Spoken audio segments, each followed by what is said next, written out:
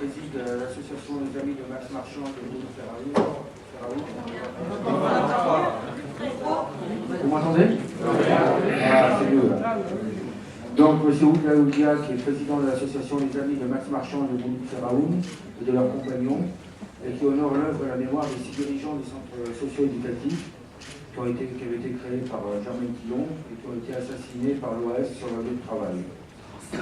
Je voudrais quand même associer, si Jean-Philippe me le permet, à son allocution, M. Jean-François Gabory, qui est président de l'Ampromévo, qui est l'Association nationale pour la protection des victimes de l'OAS, et dont le père, commissaire central d'Alger, fut assassiné le 31 mai 61 par l'OAS.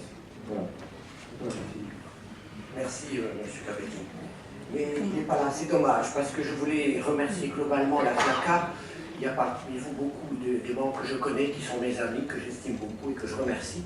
Et je voulais remercier tout particulièrement Serge Roux, donc on le lui dira tout à l'heure, sinon il est privé de dessert, parce qu'il a permis que soit inscrit dans le calendrier officiel des commémorations à l'occasion du 19 mars, l'hommage rendu à Max Marchand, Bruno Ferraoun et ses compagnons, parmi lesquels mon père, au ministère de l'Éducation nationale, devant la plaque commémorative qu'avait fait apposer le ministre de l'Éducation nationale, Jacques Lang. Donc à ce titre-là, je le remercie beaucoup, ainsi que la FLACA nationale. Et puis je vous remercie aussi, monsieur, d'avoir évoqué Jean-François Gabory. C'est un frère à beaucoup d'égards. J'aurais aimé qu'il soit là et qu'il parle à ma place et qu'il dise l'allocution qu'il devait prononcer à Oran le 28 février 2017 dans le cadre d'une journée consacrée à l'OAS. Sa santé ne le lui permet pas. Donc sur le fond, je reprends ses propos, mais sur la forme, elle est mienne. Mesdames et messieurs, vous avez tous ici un peu connu ce que fut la période OAS, sauf la jeunesse qui est située au fond. Le nombre des assassinats, des destructions, des exactions de toutes sortes, commis par l'OAS en Algérie et en France, font parfois oublier le but poursuivi à travers tous ces crimes qui était de renverser la République.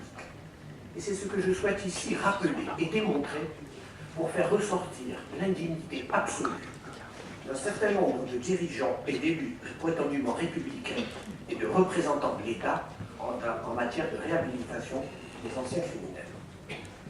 Les cibles de l'OAS, mesdames et messieurs, n'ont jamais été le fait du hasard, étaient visés prioritairement les tenants de l'ordre républicain, les services publics, les élus, le siège des représentations gouvernementales, les infrastructures régaliennes ou d'intérêt stratégique. Lors des jugements des condamnés, la justice a vu juste. L'avocat général, dans le réquisitoire qu'il prononce le 13 avril 1962 au procès jour, dit ceci. Dans sa déclaration initiale, le territoire insurrectionnel composé des généraux Chal, Sand, Joulot, Zeller fait peser dans la mesure grave sur les institutions de la République. Que dit le programme officiel le 22 avril 1961, c'est-à-dire le lendemain même du putsch, ce que veulent faire ces généraux-là? Le commandement ne préjuge pas les mesures propres à reconstituer dans l'ensemble de la France l'ordre constitutionnel gravement compromis par un pouvoir dont l'illégitimité éclate aux yeux de la nation. Tout est dit. Le pouvoir est considéré comme illégitime, vous apprécierez, vous, en tant que citoyen et qui avez élu démocratiquement le pouvoir en place, et un nouvel ordre constitutionnel doit être établi. Il n'y avait pas que l'Algérie française qu'il voulait conserver, c'était autre chose. Encore plus explicite, l'un des 37 points du manifeste de programme de l'OAS qui a été publié dans l'Express du 15 juin 1961. Nous voulons la proclamation solennelle de la déchéance de la Ve République, de ses principes, de ses valeurs, et des hommes qui en sont maîtres et profiteurs. Ce n'est pas forcément que garder l'Algérie française. Dans un extrait du tract 563, diffusé en Algérie et en France, le 25 janvier 1962, c'est eux, les fonctionnaires, que l'OAS tiendra pour responsables dans leur personne, dans leurs biens et dans leurs affections. Ce qui veut dire qu'on va s'en prendre aux fils, aux filles, aux parents des familles, des hauts fonctionnaires qui ne répondront pas aux exigences de l'OAS. Le tract se conclut comme suit. L'OAS ne reculera devant rien. Mais peut-être faut-il que je vous rappelle que lors de la dernière campagne présidentielle, le Front National a proféré le même type de menace contre les fonctionnaires de l'État. Même idéologie totalitaire, même procédé à 56 ans d'intervalle. Nous sommes informés de ce qui peut nous attendre. Le président du haut tribunal militaire s'adresse en ces termes toujours lors du procès-jour. Il y a eu un nombre considérable de menaces. Il faut reconnaître que l'OAS a usé de la menace dans toute la mesure du possible. Menaces contre le chef de l'État, contre le gouvernement, contre ses représentants locaux, préfet régional, inspecteur général de l'administration, préfet de police, contre les fonctionnaires, contre les commissaires de police, contre l'armée. Et nous avons vu que vous êtes passé à l'exécution contre les élus.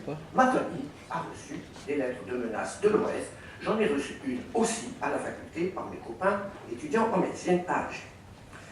Dans l'un des rapports de présentation au président de la République du décret du 1er mai 62 déférant le général Salan devant le haut tribunal militaire, on lit « Pour se limiter à la seule ville d'Alger, sous le contrôle direct et immédiat de Salan, on peut mentionner les tirs de bazooka et de mortier sur le palais d'été, la place du gouvernement, la caserne de gendarmerie, la destruction de la tour de contrôle de l'aéroport de la Maison-Blanche, l'attaque d'un véhicule transportant des militaires du contingent, de nombreux assassinats contre les gardes mobiles, les compagnies républicaines de sécurité, les fonctionnaires de police, en particulier les commissaires Gavouri, Goldenberg, Joubert, Pellissier, des officiers supérieurs tels que le commandant Poste, le commandant Grain, le commandant Bourgogne, et sur des personnalités, etc., etc., etc.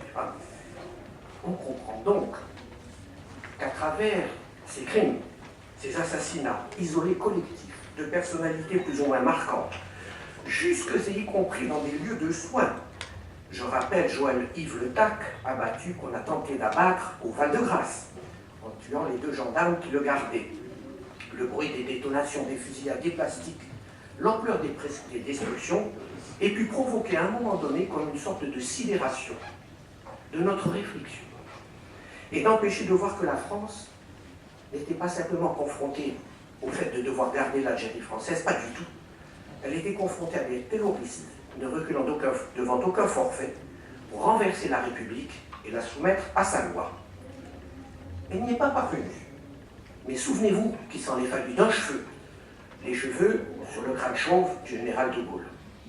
C'est lui, grâce à lui, grâce à sa survie, que nous sommes ici. Nous avons la possibilité d'échanger sur ce sujet, et moi de vous adresser librement de cette façon. C'est alors, mesdames et messieurs, qu'est apparue la mémoire courte. Et on a donc accordé des pardons sans jugement, ce qui s'appelle l'amnistie. Amnistie des responsables, pardon accordé par des responsables politiques qui vont se soumettre sans problème aux exigences d'anciens auteurs de crimes crapuleux pour obtenir la déchéance de la Ve République de ses principes et des hommes qui en sont maîtres et profiteurs. Et c'est alors qu'on va observer que se donnent la main, toute honte bue, les anciens tueurs multirécidivistes avec leurs victimes potentielles hommes politiques. 4 exemples. Pendant la campagne présidentielle de 1974, saviez-vous que le déserteur parachutiste Claude Dupont dirige le service d'ordre de Valéry Giscard d'Estaing? Qui est Claude Dupont? Un officier déserteur de l'OAS qui commandait le secteur Orléans-Marine à Alger et qui a commandité l'attentat à la voiture piégée dans le port d'Alger, 80 morts, 160 blessés, dont certains vont mourir de leurs blessures. C'est lui qu'on choisit pour faire respecter le service d'ordre dans une campagne présidentielle. Sous le titre « Frère Léo et ses enfants de cœur de l'OAS », le Canard enchaîné publie une photo de François Léotard, futur ministre de la Défense, entouré de son équipe électorale pour les élections législatives de 1978. Magnifique photo de famille, qui se ressemble à 7 des 10 agents électoraux principaux qui entourent le maire de Fréjus, futur ministre des Armées, comme je l'ai dit, sont d'anciens tueurs de l'OAS, mais pas des petites mains, parce que j'en ai identifié quelques-uns. Claude Dupont, toujours le même, commanditaire de la voiture piégée.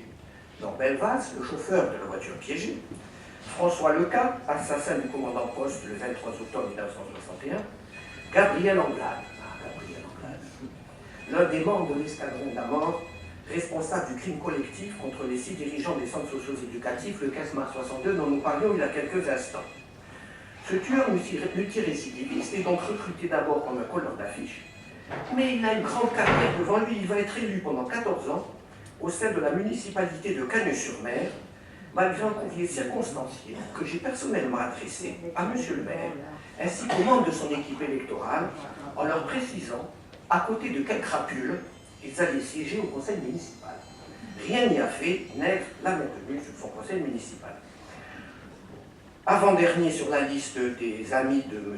Léotard, Louis-René Bertolini, membre du contre-espionnage, auteur de la tentative d'assassinat du général de Gaulle sur le perron de l'Élysée, à l'aide d'un fusil à lunettes dont il s'était armé pour abattre le chef de l'État, sortant sur le perron de l'Élysée, accompagnant un chef d'État. Et puis le dernier, celui-là, je ne sais pas ce qu'il a commis, Molina, c'est un homme de main qui a été chargé d'assassiner à la demande et moyennant finance, à la demande de Jean-Jacques Suzini. Troisième exemple, c'est l'avant-dernier, je vais vite. En 1983, le même Claude Dupont, toujours cité, il change d'employeur. De Giscard d'Estaing à Léotard, il est utilisé par Jacques Chirac, qui va le nommer à la tête du service d'ordre du FPR, ce qui n'est pas sans scène quand même, quand on connaît la haine inextinguible que l'OS voulait au général de Gaulle, qu'un héritier prétendu du gaullisme prenne comme chef de son service d'ordre un ancien tueur de l'OS, ça vous permet de mesurer l'authenticité des sentiments gaullistes de l'ancien président de la République. En 1996, Jacques Perrin, maire de Nice, confie à Gilles Buchat, là c'est plus dur, il lui confie une mission de sensibilisation de l'ensemble du personnel municipal aux mesures de sécurité. Gilles Buchat, c'est celui qui a lardé de coups de poignard le commandant Kubasiak. Le commandant qui avait mobilisé les troupes de soldats du contingent sur la base aérienne de Blida pour empêcher les parachutistes putschistes de débarquer. Un des seuls, des rares officiers opposés aux putschistes. Mal poignardé par ce Buchat, ce dernier a dû sortir un revolver et l'achever, devant son épouse maîtrisée par deux autres tueurs, tandis que les enfants du commandant étaient tenus en respect dans leur chambre. Ces précisions pour mieux vous faire comprendre ce qu'il peut y avoir de répugnant de confier à un type aussi insensible que celui-là une mission de sensibilisation des personnels municipaux de la bonne ville de Nice. Comme vous le voyez, ce sont bien des dirigeants de partis républicains. C'est pas des extrémistes, hein. C'est pas le Front National, il n'était pas né à cette époque. Ce sont des partis républicains qui ont recyclé d'anciens ennemis de la République. Et ces multirécidivistes et leurs petits copains vont profiter de la promiscuité politique pour exploiter le système que précisément ils voulaient abattre. Et ils vont obtenir de la part de politiciens sans scrupules amnistie, remise de peine, réhabilitation dans la fonction, réhabilitation dans l'ancienneté, réhabilitation dans le grade, réhabilitation dans les décorations, indemnisation défiscalisée du temps passé dans la désertion, le meurtre et la destruction du bien public, nomination dans l'ordre de la Légion d'honneur, promotion dans l'ordre de la Légion d'honneur, et les nombreux avantages matériels et moraux que leur a offert la loi du 23 février 2005 et des bienfaits de la colonisation dont vous avez parlé précédemment, monsieur. À propos des bienfaits de la colonisation, vous me pardonnez, une minute. Les bienfaits de la colonisation, parlons-en. Le rapport général concernant l'Algérie, établi en 1955 par le commissariat au plan, c'est-à-dire par l'administration centrale française, dans le chapitre des statistiques scolaires de l'année 54-55, on peut dire que le taux de scolarisation des enfants indigènes dans le premier degré est de 15,4%. Autrement dit, 84,6% des enfants indigènes en âge de scolarité étaient à la rue. C'est ça qu'on voulait enseigner aux petits Français, les bienfaits de la colonisation. C'est pas mon sujet, j'en reviens. Dans un même mouvement d'abjuration de l'État, après les amnisties nombreux, j'ai pas que du doigt, avantages dont ont bénéficié les anciens tueurs, on a commencé à édifier des monuments glorifiant ceux qui ont attaqué par les moyens les plus bruts un pouvoir qu'ils considéraient comme illégitime. Ces initiatives locales sur le domaine public ou communal ont été conçues par les ultras de l'Algérie française réunis dans des associations largement subventionnées. Des maires, plus ou moins sincèrement acquis à leur cause, ont validé les projets, financé les projets, et l'État, bien entendu, en a cautionné la réalisation, alors même qu'il lui appartenait de les empêcher, en exerçant les voies de droit à sa disposition. Le droit était en faveur de l'État pour empêcher les édifications de ces monuments-là, l'État, c'est pas servi du droit qui est le nôtre. Il y a donc, et c'est pour ce dernier chapitre-là, il y a donc toute une chaîne de soumission politique, judiciaire, administrative et morale aux exigences d'authentiques ennemis de la République, de la démocratie.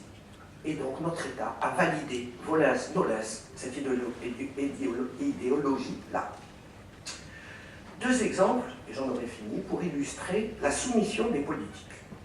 La stèle qui est dédiée depuis le 25 février 1973 à Roger de Gueldre, symbole de l'Algérie française, s'est gravée dans le monument, situé à l'intérieur du square Alsace-Lorraine de Nice. Eh bien, Christian Estrosi, le maire de Nice, ancien ministre, n'hésite pas à venir s'y prosterner très régulièrement devant un homme, à la mémoire d'un homme, qui fut la cheville ouvrière du putsch. Il faisait la liaison entre les conjurés de Paris et d'Alger, et qui fut ensuite le chef des escadrons de la mort à Alger. Le chef d'inculpation a retenu plus d'une trentaine de meurtres. Il a été, pour cette raison-là, condamné à mort et exécuté. Ça ne gêne pas monsieur le maire de Nice. Deuxième exemple et dernier, le 14 juillet 1980, à l'occasion du 150e anniversaire du débarquement des troupes françaises à Sidi Ferruche, Maurice Arex, député maire de Toulon, inaugure un petit monument. 2 mètres de haut, 6 mètres de long. Nous avons été le voir avec ma compagne à Toulon, à la mémoire des martyrs de l'Algérie française. Mais il n'est pas le seul. À ses côtés, on trouve Jacques Médecin, le maire de Nice, François Léotard, que vous connaissez, Jean-Claude Gaudin, je ne vais pas tous les citer, les gens que nous connaissons, mais ce qui est plus grave de mon point de vue, c'est la présence du préfet. Le préfet du Var, M. Manière, sans aucune manière, est là, tandis que le gouvernement a dépêché, ventre à terre, je ne sais pas s'il est venu en avion, en hélicoptère ou en train, M. Jacques Dominati, secrétaire d'État chargé des rapatriés. Qu'est-ce qu'on ne ferait pas pour avoir des voix du rapatrié?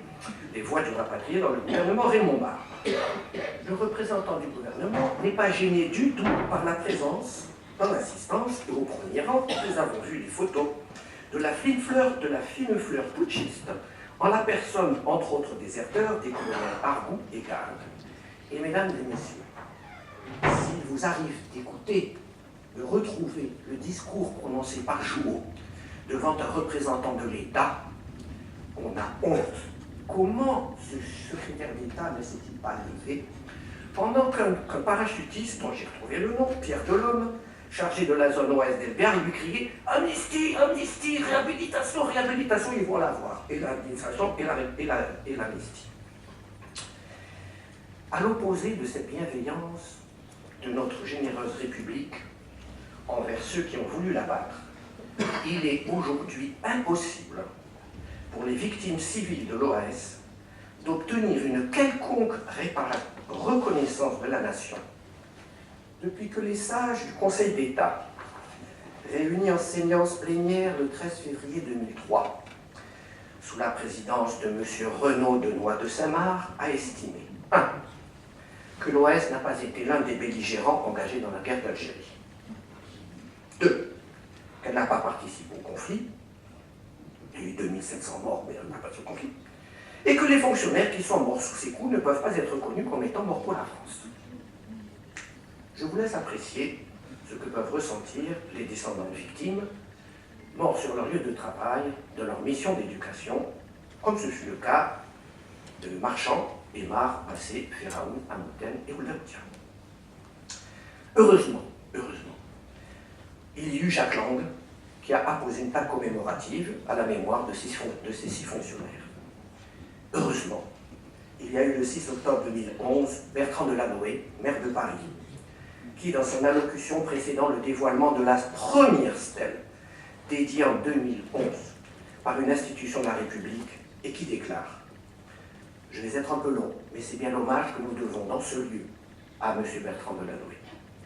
La vérité, c'est que dans les pages de notre histoire, il y a des drames, il y a des douleurs inouïes, et ces douleurs inouïes, elles ne viennent pas de nulle part. Elles viennent d'idées, elles viennent de pensées, qui se traduisent par des actes barbares. L'OAS, c'est une organisation terroriste, c'est une organisation criminelle, c'est une organisation qui a voulu détruire la République.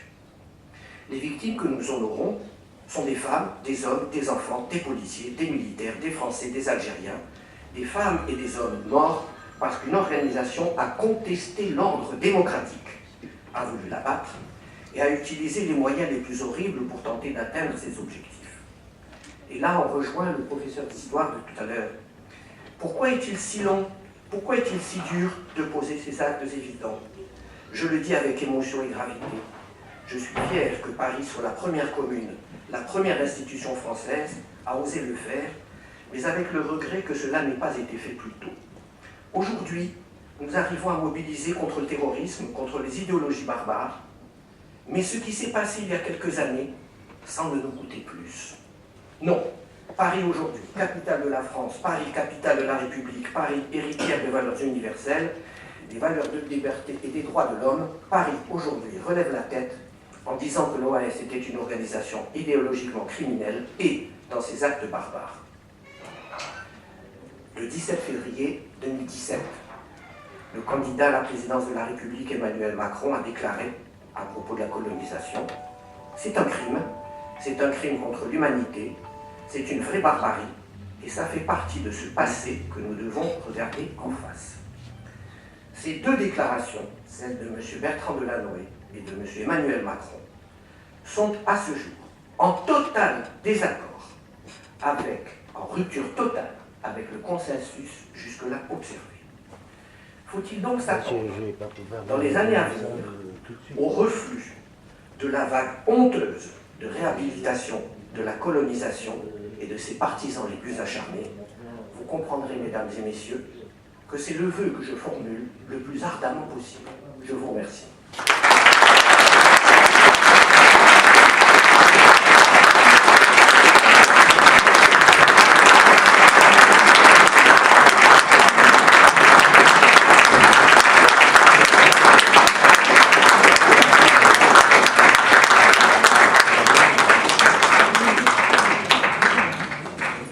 Merci Jean-Philippe pour cette intervention chargée d'émotion. Des questions?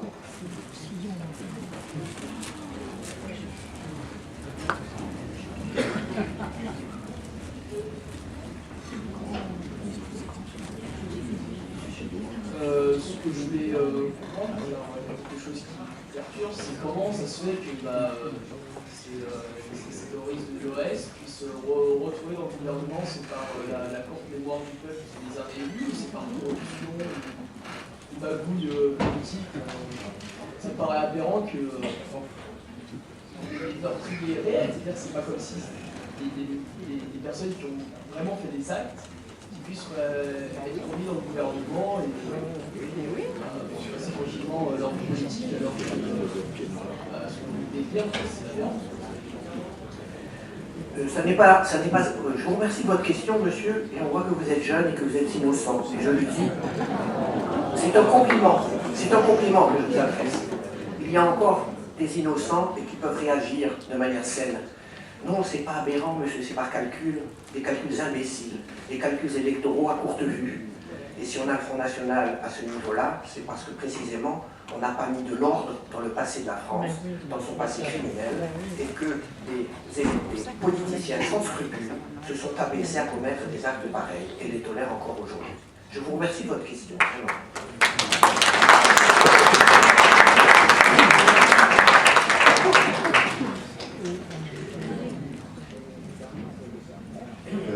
Je voudrais compléter l'intervention de Jean-Philippe, parce que avant 2002, il y avait en gros une quinzaine de stèles pro-Algérie française, pro-OAS. Aujourd'hui, il y en a plus de 90 que j'ai repérées. Ce qui montre une évolution importante de la commémoration et des honneurs qui sont rendus encore aujourd'hui de façon très officielle, comme à Perpignan, Aix-en-Provence, etc., de ces nostalgiques de l'Algérie française. Et un autre aspect significatif, c'est que dans la caserne de Pau, la caserne qui éduque les parachutistes de Pau, il y a une stèle qui vient d'être inaugurée il y a 7-8 ans à la mémoire de Château-Jobert. Château-Jobert, c'est un des anciens responsables de l'OAS qui avait organisé le maquis de Arsenis pour essayer de remettre en cause l'accord d'Évian du 19 mars. Et donc, dans la caserne là, on vénère un militaire, putschiste, déserteur, et donc ça veut dire qu'on On peut, pour l'armée, dire qu'un militaire peut déserter, mettre en cause la République et être honoré ensuite. C'est quand même tout un symbole très fort de notre République actuellement.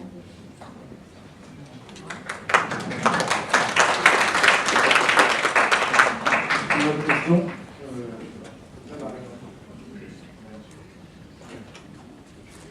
Il faudra donner la parole à une jeune fille, au fond, il faut que la jeunesse parle. Ces fautes d'État, ces fautes d'État ne sont pas nouvelles, puisque au moins j'ai recueilli, vous le savez certainement, de la part d'un officier supérieur de l'armée française, que lors de sa formation, on lui avait demandé de jurer de garder l'Algérie française. Comment déjà à cette époque on n'a pas réagi, alors que c'est un acte politique en fait qui est demandé, et on n'a pas réagi. De même, donc, tout à l'heure, notre collègue là, qu'on connaît bien, donc, insiste sur ce qui s'est passé à Pau, et effectivement, à Pau, il y a eu des cérémonies en l'honneur de criminels avérés, et aucune réaction non plus, il y a quelques années. Bon, alors, le poids de gens qui voulaient transformer la France, donc un petit peu peut-être comme l'avait fait Franco, c'était un vrai rêve, c'est pas par hasard, sans doute que l'OAS s'est créé en Espagne. Et peut-être qu'il y avait chez nous des gens qui rêvaient d'un destin à la Franco à installer en France. Bon, c'est peut-être pas une question, mais je pense que vous pouvez répondre facilement à ça. C'est bien, monsieur, je rebondis sur ce que vous venez de dire. Ils avaient juré. Ils répondent. Étymologiquement, ces gens-là, ce sont des conjurés. Conjuration. Ils ont juré. Donc ce sont des conjurés. C'est la définition du complot. Il y avait une petite jeune fille au fond, Elle ne veut plus lever la main. Levez-vous, posez votre question. Ah oui.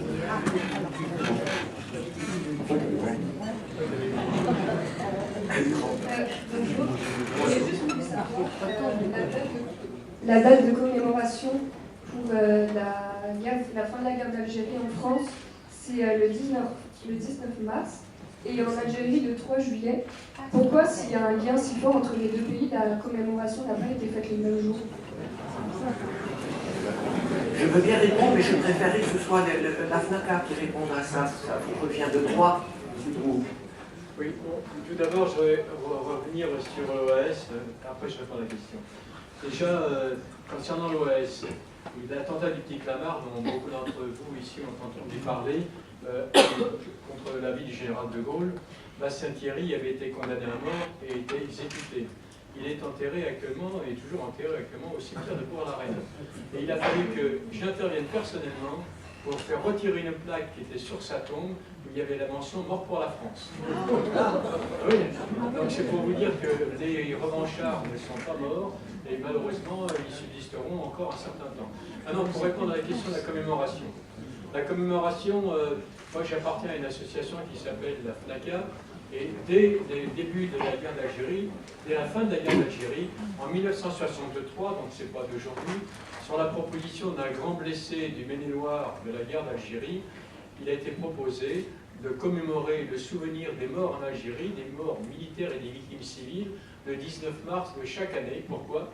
Parce que le 19 mars, c'est le jour de proclamation du cessez-le-feu, qui était l'article 1er des accords d'Évian signé la veille. Donc nous, on a toujours, en ce qui nous concerne, on est toujours parti du principe, de toute façon, qu'une guerre, on commémorait la fin des guerres et non une autre date. Une date n'est pas un hasard, donc on commémore le 11 novembre, on commémore le 8 mai en France, on commémore donc pour nous le 19 mars. Donc je sais qu'un certain nombre de partisans opposés à cette date, pendant des années, se sont battus pour avoir d'autres dates, ce qui fait qu'en France, il y a malheureusement plusieurs dates commémoratives sur la guerre d'Algérie. Mais la date officielle depuis le 6 décembre 2012, proclamée par le gouvernement français, c'est bien le 19 mars 62. En Algérie. Alors en Algérie, moi je ne vais pas répondre pour l'Algérie. Bon, la date d'indépendance de l'Algérie, c'est le 3 mars 1962 officiellement, suite au référendum. 3 juillet. excusez-moi, la date de commémoration, ça peut que vous écoutez. La date de commémoration pour l'Algérie, la date d'indépendance de l'Algérie, c'est le 3 juillet 62, suite au référendum d'indépendance du 1er juillet 62. Les Algériens, le gouvernement algérien, ont choisi non pas la date du 3 juillet pour commémorer la fin de la guerre d'Algérie, mais le 5 juillet 62. Pourquoi? C'est tout simplement pour laver l'affront de la conquête dont on a parlé tout à l'heure, de la conquête du 5 juillet 1962. Voilà.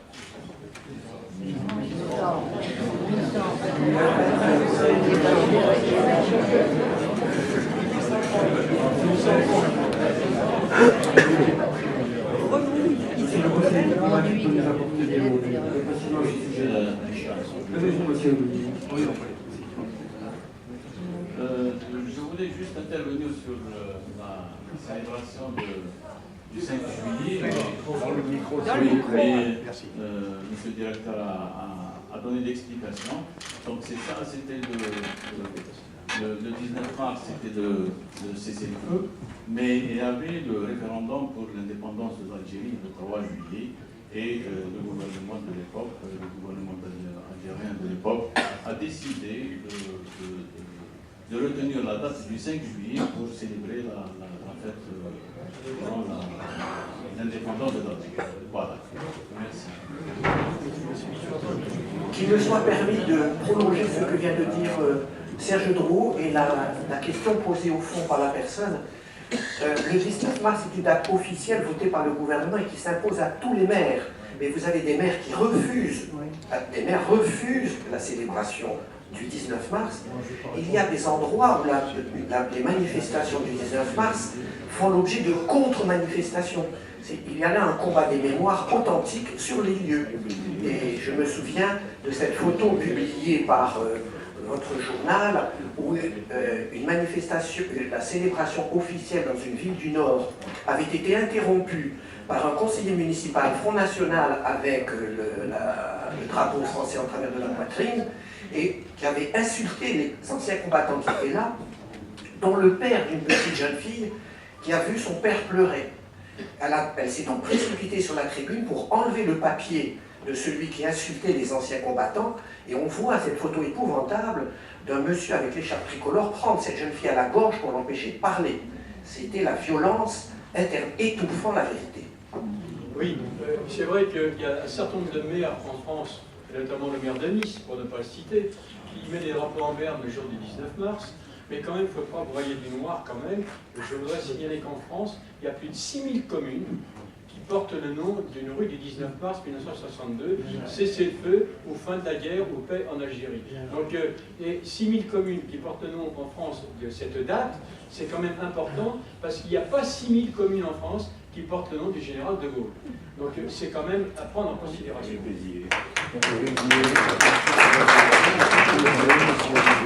Je voudrais signaler aussi une petite anecdote. Cette confusion entre le 5 décembre et le 19 mars se propage aussi au niveau de l'éducation nationale. Je prends pour exemple l'inspection de l'Académie de Savoie qui fait la promotion auprès des enseignants de la date du 5 décembre était la date du 19 mars. Ce qui est quand même scandaleux dans la mesure où ce sont des fonctionnaires qui doivent appliquer la loi. Rien n'y fait. Une question, monsieur. Oui, Jean-Philippe, je voulais vous demander comment vous vous situez depuis les déclarations du président de la République en Algérie et en Afrique sur la notion de crime d'État et crime contre l'humanité. En sachant que directement vous êtes concernés, nous sommes concernés ensemble, bien entendu, par rapport à ces crimes, et comment vous allez vous situez déjà. Je vous remercie. Elle n'est pas encore sortie, la revue Le Lien numéro 68, mon éditorial est consacré à ce sujet-là. Sur le plan juridique, c'est bien défini ce qu'est un crime contre l'humanité avec le tribunal de Nuremberg. La France, en 1945, n'a pas jugé les criminels nazis et les crimes français en se référant au tribunal de Nuremberg. Il y a une similitude entre ce que les Allemands ont commis à Oradour-sur-Glane et ce qui s'est passé en 55 à Sétif, ou en 45 à Sétif, pardon, et en 55 à Philippeville, où on voit ces rangées de cadavres le long du stade de Philippeville. Et quand on a posé la question au général Sarès, le problème le plus difficile qu'il ait eu à résoudre en 1955, quand il était capitaine, écoutez bien, son problème a été qu'il n'avait pas trouvé d'engin de terrassement suffisamment fort pour creuser une tombe commune, une fosse commune suffisamment grande. Donc le général Sarès a donné lui-même une idée de l'ampleur du massacre. Donc il y a un parallèle entre les deux. Il y a donc un certain nombre d'Algériens, de Français, dont je fus, qui ont demandé à ce que les crimes dont nous avons été victimes et les 6 inspecteurs des centres sociaux soient considérés comme un crime contre l'humanité. Les juristes les plus éminents m'ont déconseillé de le faire, parce qu'à force d'avoir des appels et des pourvois, la Cour de cassation a fait une distinction d'une subtilité extraordinaire dont seuls les juristes sont capables. Sont considérés en France comme crimes contre l'humanité, et à ce titre, comment on dit quand c'est imprescriptible, je réfléchis au thème, les crimes qui ont été commis au nom d'un pays préconisant une idéologie hégémonique. C'est-à-dire en gros que quand un pays est démocratique dans ses frontières, eh bien, il n'est pas capable de commettre des crimes contre l'humanité, mais s'il les commet en dehors de ses frontières, c'est pas grave. Est-ce que je ne suis pas sûr d'avoir été clair? Il faut que ça ait été commis au principe d'une idéologie hégémonique. Mais qui détermine si la politique d'un pays donné est hégémonique? Il faut se rappeler quand même qu'Athènes, à l'intérieur de ses frontières, a déjà été hégémonique, a voulu imposer sur le monde entier ses principes et ses valeurs. Donc sur le plan juridique, M. Emmanuel Macron a tort, mais sur le plan des valeurs, de ce qui fonde l'humanité, il a entièrement raison.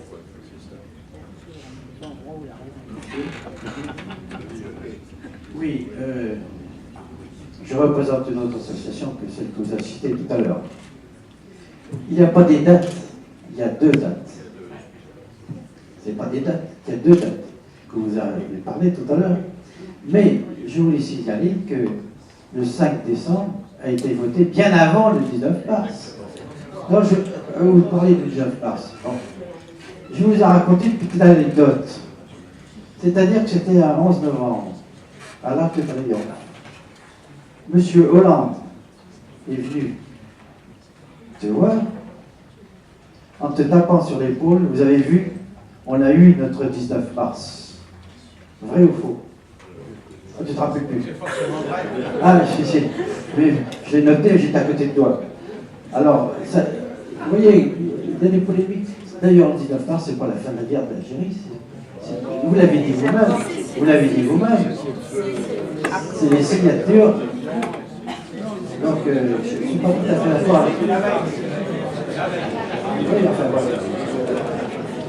Cher monsieur, oui, à propos des dates, monsieur, c'est important, vous avez raison de préciser que le 19 mars, c'est la fin des combats. Mais le 8 mai 45, ça précède Hiroshima quand même. Donc, vous savez, la fin des combats.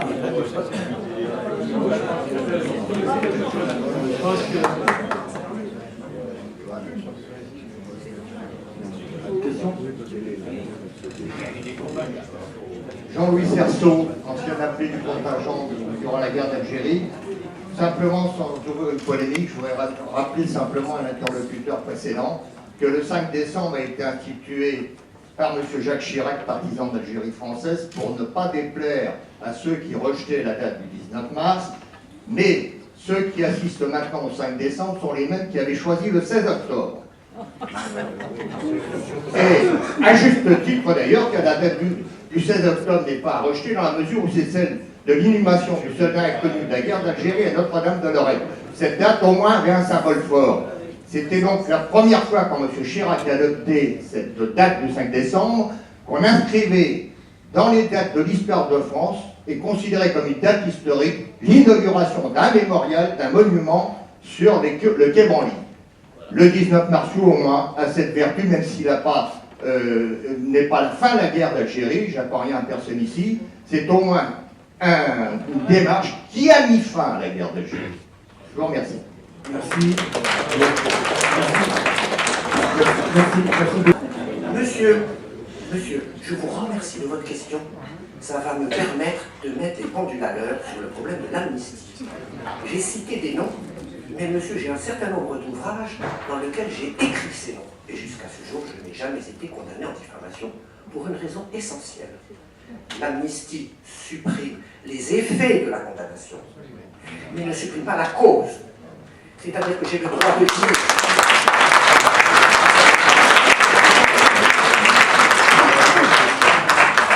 C'est-à-dire que j'ai le droit d'écrire à monsieur le maire de Cagnes-sur-Mer que monsieur Gabriel Anglade est l'assassin de mon père, mais je n'ai pas le droit de lui dire qu'il a été condamné à tant d'années de prison.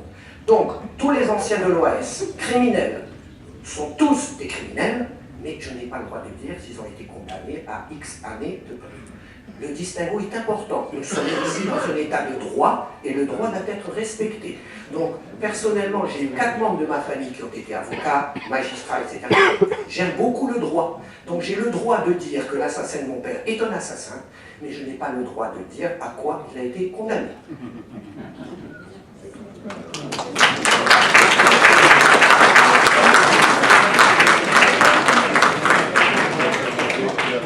Une première remarque, l'amnistie ne saurait entraîner l'amnésie. La deuxième remarque, effectivement, comme ça vient d'être dit, ce colloque il est organisé par un espace national histoire-mémoire de la guerre d'Algérie qui regroupe moult personnalités de tous les horizons. Je ne sais pas la FNACA. Moi, si je suis à la FNACA, je peux répondre en tant que FNACA, mais là, je ne suis pas là au titre de la FNACA. Que les choses soient bien claires. Maintenant, la FNACA. Monsieur Boudil, historien écrivain, Boudil Ali. Au livre de l'OAS, j'aurais aimé qu'on précise que l'un des crimes, ou le crime essentiel commis par l'OAS, a été celui commis contre la communauté pied-noire en Algérie elle-même, puisque ce sont les exactions de l'OAS qui ont semé la panique, qui a conduit à l'exode et au départ massif des pieds-noirs qui avaient parfaitement le droit, selon les accords d'Évian, de rester en Algérie et au moins pour les 3 années qui allaient suivre. Et c'est l'OAS, il m'est souvent arrivé d'entendre des questions de participants à des colloques comme le nôtre, ici. On me demande, monsieur, pourquoi avez-vous expulsé les Français d'Algérie? Mais personne n'a expulsé les Français d'Algérie. Ils ont été expulsés par l'OAS. Cette histoire de valise, la valise du cercueil, ce slogan a été inventé par l'OAS. Et ce sont ces exactions, pas celles de l'armée française en tant que telle. Je vous remercie.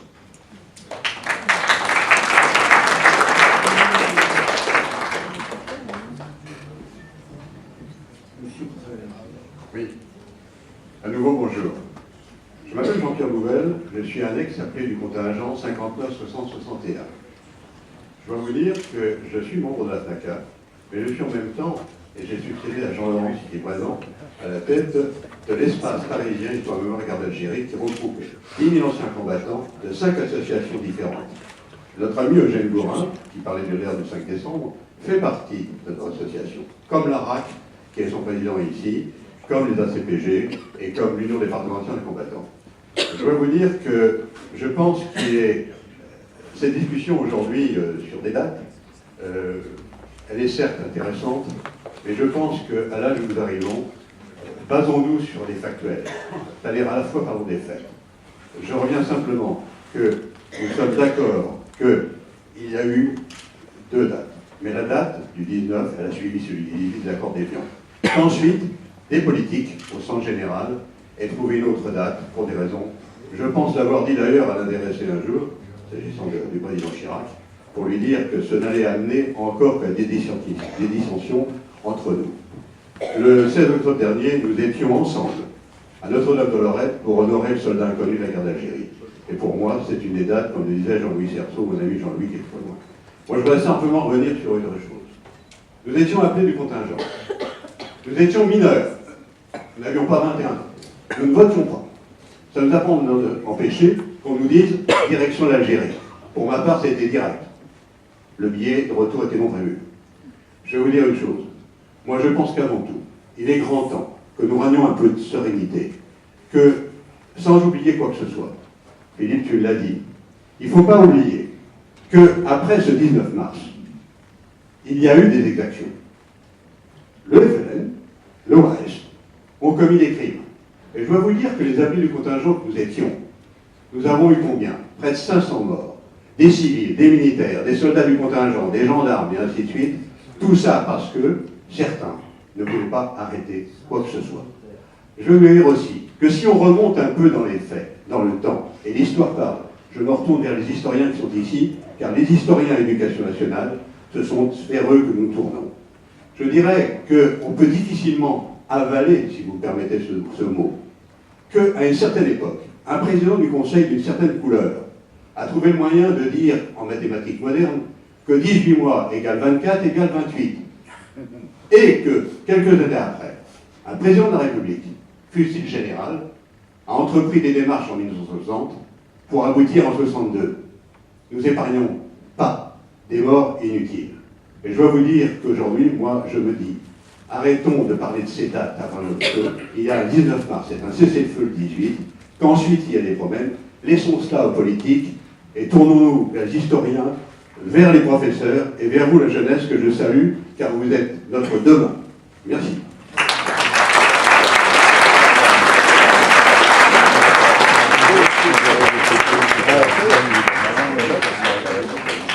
Dans un but de sérénité, est-ce que je peux ajouter quelque chose? Pour répondre très posément à monsieur, il y a une association qui s'appelle l'Association de défense des intérêts moraux et matériels des anciens de l'OAS. Pour faire partie de cette association, il faut avoir été condamné. Et cette association de condamnés, c'est ce qu'ils veulent. Si moi je veux y aller, je ne peux pas, je n'ai pas été condamné. Eh bien, cette association a été financée à hauteur de 6 000 € par la commune de Hyères. Donc je ne vois pas pourquoi nous serions gênés d'appeler un ancien tueur de l'OS un assassin, puisque eux-mêmes le revendiquent, ils sont fiers de ce qu'ils commettent. Ils sont tellement fiers de ce qu'ils commettent que lorsque j'ai écrit mon livre pour chercher qui étaient les assassins de mon père, il y en a 6. Mais je me suis arrêté à 18. C'est-à-dire que dans 4 livres écrits par d'anciens de l'OS, un certain nombre d'entre eux revendiquent comme un fait d'armes le fait d'avoir assassiné Max Marchand de Haute-Ferrand.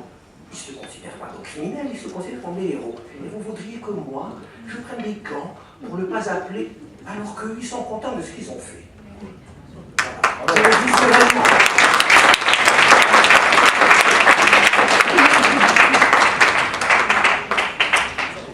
D'autres questions? Monsieur? Pas de micro, mais je peux parler un peu fort. Je voulais, à propos de l'OS, revenir quand même sur ce fait-là, qu'il y a aujourd'hui, et sans arrêt, des glorifications de tueurs de l'OS qui sont parfaitement organisées, qui se déroulent dans différentes villes du sud de la France. Perpignan, c'est sans doute le plus bel exemple. Il y a des associations qu'on appelle beaucoup de nostalgiques, vous savez, les nostalgiques du système colonial, qui sont là pour véhiculer, pour prendre appui sur cette mémoire qu'il peut y avoir chez certains de mémoire positive de l'OS, pour continuer leur tout un travail qui est soutenu. Perpignan, c'est une ville magnifique de ce point de vue-là. Vous savez qu'il y a un musée, soi-disant, un pseudo-musée, qui n'a rien d'un véritable musée, qui n'a pas de conseil scientifique. C'est un musée à la gloire de l'Algérie française. Et ça, les nostalgiques de l'OS, les puriféraires de l'OS, comme on dit, se régalent dans ce monde-là, en étant parfaitement véhiculés et appuyés par l'extrême droite, débordant parfois un peu moins vers l'extrême. Et ça, je crois qu'il faut essayer d'en tenir compte, de l'avoir en mémoire, et de quelque part d'être prêt à se mobiliser contre tout ça. Une autre question? Oui, monsieur? Bonjour. Je vais un peu parler au nom des jeunes. Personnellement, je connais l'OAS parce que j'en ai entendu parler à travers les cours d'histoire, par mes grands-parents. Mais et je vais vous remercier de nous avoir quand même bien éclairé sur le sujet. J'en savais pas autant. Je pensais pas que l'OAS avait fait tant de dégâts. Et je savais qu'ils avaient évidemment fait des attentats, etc. Mais je pense qu'il y a peut-être un manque d'information et de pédagogie sur ce sujet. Du coup, je vais vous demander par quels moyens peut-on renforcer l'éducation sur le sujet, notamment pour les jeunes. Nous qui n'avons pas connu tous ces événements de notre vie. Merci pour votre question.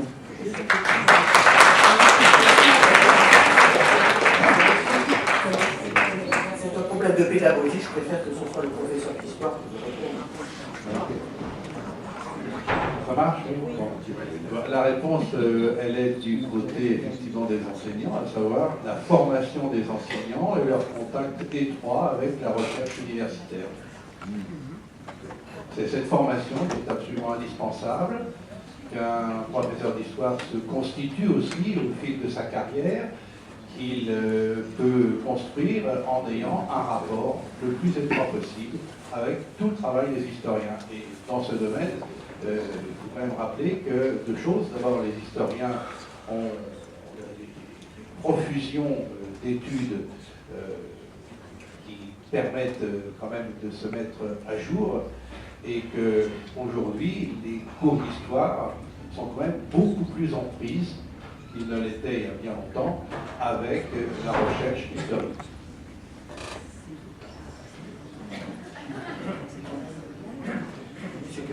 Oui, concernant la recherche universitaire, aussi, effectivement, c'est un processus en cours qu'il y a eu et qu'il y a des recherches, Olivier Dard par exemple, et quelques autres qui ont travaillé sur le sujet. Néanmoins, on est dans un temps qui est très proche finalement, puisqu'on a passé le cinquantenaire, avec maintenant les archives qui peuvent commencer à s'ouvrir. Néanmoins, étant donné que c'est une entreprise criminelle qui a commis des crimes avec des personnes qui ont été condamnées, etc., du coup, il y a un respect également de la vie privée, en fait, qui fait que les archives sont protégées aussi, pour des bonnes raisons, pour de moins bonnes aussi, mais que c'est quelque chose qui finalement aujourd'hui est simplement en cours d'ouverture de ce point de vue-là. Donc notamment sur la question de l'OAS, et que voilà, c'est un processus du coup qui met du temps à aboutir en quelque sorte. Donc il y a encore beaucoup à faire là-dessus, sur ces projets-là par exemple, qui sont éminemment chauds, on va dire, et qui gênent, on le voit bien, qui amènent beaucoup de réflexion encore aujourd'hui.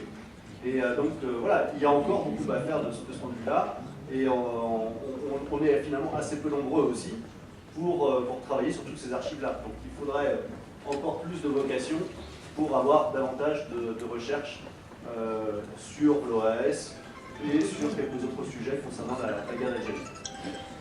Je me permets aussi d'intervenir pour vous demander, pour avoir des renseignements exacts sur l'OAS, de vous rapprocher du livre d'Olivier Dard, qui a eu accès aux archives personnelles de Jean-Jacques Sizini, qui était un des chefs de l'OAS. C'est un livre qui doit faire 250-300 pages et qui explique très bien de l'intérieur la vie de l'OAS. Et puis, l'espace histoire, mémoire de la guerre d'Algérie peut vous amener d'autres informations sur l'OAS. On est justement notre relation avec la jeunesse et notre objectif.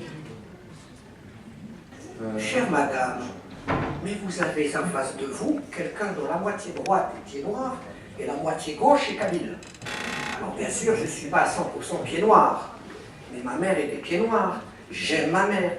Tous mes cousins qui sont dans le Midi sont pieds noirs. Par conséquent, la voix des pieds noirs est ici représentée également, mais pour moitié.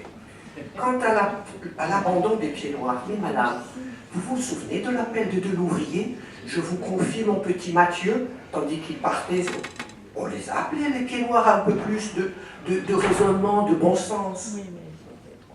Quant aux historiens, et que faisait Pierre Vidal-Naquet? Et que faisait François Mauriac? Et que faisaient tous ces intellectuels pour rappeler les gens à la raison? Mais est-ce qu'il y avait des pieds noirs qui disaient le Figaro? Le Monde était interdit d'accès à Alger? Non. Non. Non, j'étais à Alger et je lisais Le Monde. C'était difficile de l'avoir parce que j'avais mis comme critère le jour où le monde s'en va, je partirai. C'était difficile. Mais si quelqu'un veut répondre à madame de manière moins passionnelle que moi, ça serait mieux. Je voudrais juste, pour terminer, dire un mot sur l'OAS. Actuellement, le 15 mars 1962, sur le hauteur d'Alger à Bab el-Oued, il y a dans le micro, s'il vous plaît. Dans le micro. Je parle, il ne marche pas. Donc, le 15 mars 1962, sur le hauteur d'Elbiar, sur le hauteur d'Alger, un inspecteur de l'éducation française, un inspecteur d'académie, et 6 inspecteurs des centres sociaux éducatifs d'Algérie mis en place par Germaine Tillon ont été lâchement assassinés par l'OAS. Depuis, dont le papa de Jean-Philippe Outaoudia, ici présent. On a tous demandé qu'il soit reconnu mort pour la France. Or, il y a une décision du Conseil d'État, ce qui vous explique aussi pourquoi les relents de l'OAS et les renégats de l'OAS sont aujourd'hui aussi puissants. Une décision du Conseil d'État a considéré que l'OAS n'était pas un organisme terroriste, donc au même titre que le FLN.